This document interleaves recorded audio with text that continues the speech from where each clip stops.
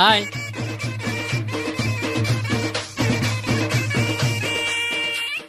Super నది.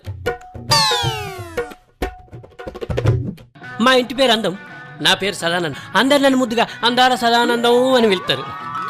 నీ పేరేందో జరి చెప్తావా? అబ్బో అంతెట్నో చూస్తుంది.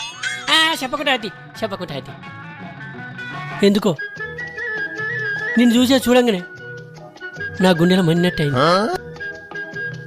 నా మనసులో మసిలినట్టయింది, నా పానం మొత్తం పొగసూరినట్టు అవుతుంది. అందుకే నా మనసులో మాట చెప్పుదామని నీ దగ్గరికి వచ్చిన.